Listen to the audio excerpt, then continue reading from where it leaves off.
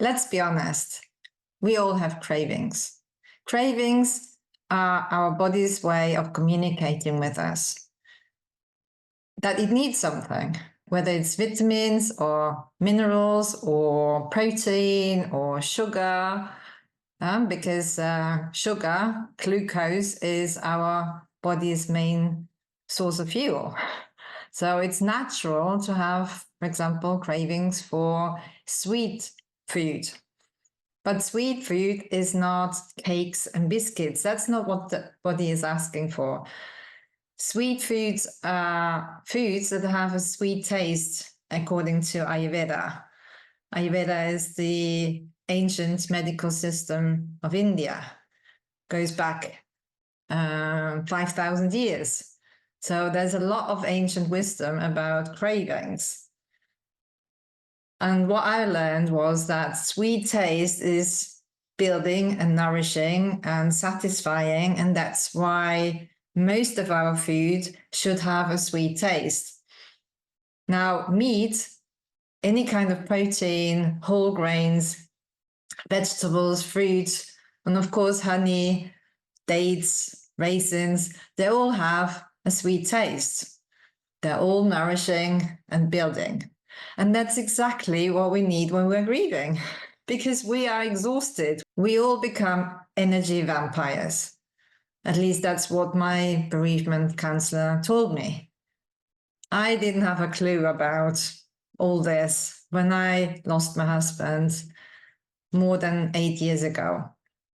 So in these past 8 years, I learned a lot about the body and what cravings are actually for, understanding them so that I can deal with my cravings, right? So this is what we are covering and talking about and exploring in my culinary grief workshops about cravings, comfort, and connection. It's not about guilt and shame, because that's what we often feel when we crave sugary, actually sweet tasting food, right? And we go towards the cakes and the biscuits because we don't know better. That's the thing, that we don't know better because nobody told us. So I want to share what I've learned so that you don't have to feel guilty and ashamed about your cravings anymore, because it's not necessary. Your body is just telling you what it needs, and it needs sweet tasting food, so nourishing food.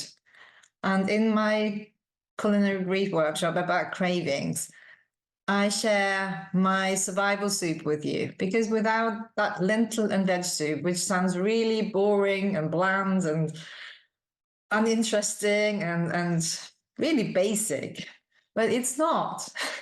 It's the soup that I turn to whenever I don't know what to cook, whenever I travel and I need to take something with me that's easy to make in a slow cooker.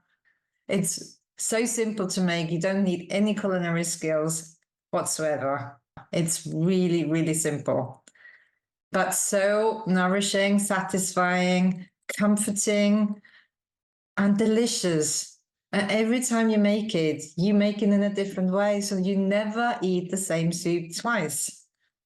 And that's not possible because you're just like putting the herbs and spices like that. We don't take a spoon. We don't measure out things. We just use our intuition, our sense of smell, our eyesight, and go with the flow.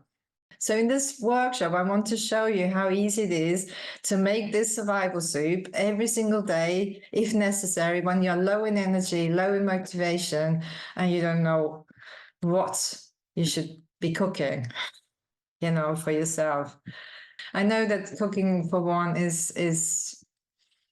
can be depressing, but it doesn't have to be. So you can bring some joy back into your kitchen with, the help of herbs and spices, because they bring so many flavors and aromas back into your kitchen, and they will make you want to cook again for yourself. And with every soup that you make, you will feel more energy, a better mood, better able to deal with all these challenging emotions, have more mental clarity, and so on and so forth, and also lose weight. That's a side effect. So this soup is just really the basic recipe that I believe every griever needs to have in their cooking repertoire to fall back onto when energy and motivation is low and you don't know what to cook for yourself.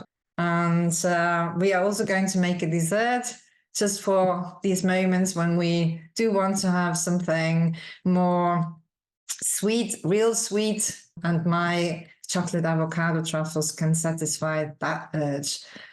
And then we're also going to talk about very simple, gentle touch techniques and some essential oils that can also help with cravings.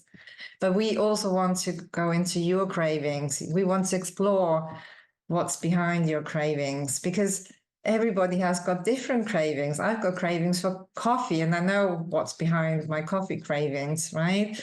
So, and I can help you understand your cravings so much better, what's behind them, what you can do to stop or curb these cravings so that you no longer have to feel guilty and ashamed, which is really, really unnecessary, right?